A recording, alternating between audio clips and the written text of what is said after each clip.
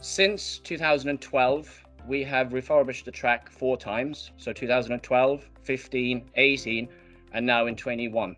So it takes a 3-year cycle pattern.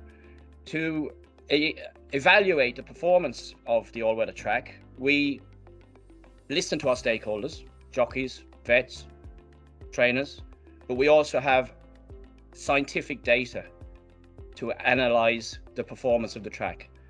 Every year it's a BHA requirement to have an annual audit which measures the wax content, the fiber content, the silicon sand content, and we have the data set then to make an informed decision when we have to refurbish. This year's refurbishment consisted of adding in 1,000 tons of specially blended polytrack with an additional high percentage wax and fiber.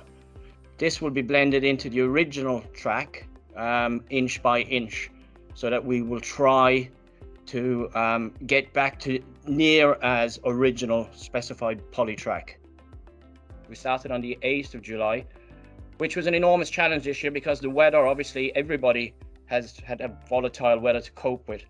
But when you're trying to remove all weather material with the combinators, it's effectively a rotavator that works in reverse and puts it onto a conveyor belt, as you see by the videos, onto a trailer. We moved 500 ton and we only had a 6-day window to carry that out. When we had all the material on the track, we had the hottest week of the year. We measured 43 degrees C on the surface temperature. And when you're carrying out all those depth checks to make sure that we've got everything right, it was pretty hot. I have to say, I went home on the Friday and my wife says, "Why have you got a gilet on? It's 25 degrees. I said, "I'm frozen." For an Irishman, crazy. I regard Kempton as the nurturing ground of future champions. You know, we've had multiple pattern race winners across the globe, from Melbourne to Woodbine. And Enable, obviously, the last star that we saw here in September Stakes. But in saying that, we had a Royal Ascot winner, one of Andrew Balding's. It was nice to see the first race back here on the new surface, that filly was behind Andrew Balding's filly. The biggest challenge, obviously, for us is quite simply the weather, really. During the winter months, you're decompacting. So just to give you an idea, if you use the analogy of a beach, and everybody I hope has been to a beach, along the water's edge, where it's wet, it's very compact and very firm. Where the sand is dry and warm, it's quite hard to walk on. So we try to aim for somewhere in the middle.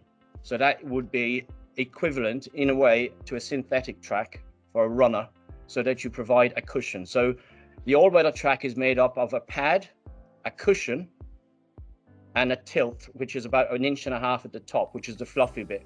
So what you want to try to do, a horse is 500 kilos plus at 40 miles an hour, expends a lot of compression on the track. So you want to find a cushion that absorbs that track.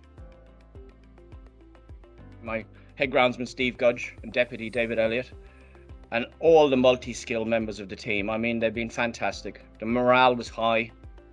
I drove a tractor for a few days, which I think they've found quite funny. Brought me back to my riding days when I used to supplement my income working for a contractor, an agricultural contractor, driving forage harvesters and combines. So it was quite fun. And actually, you got to bring your team with you.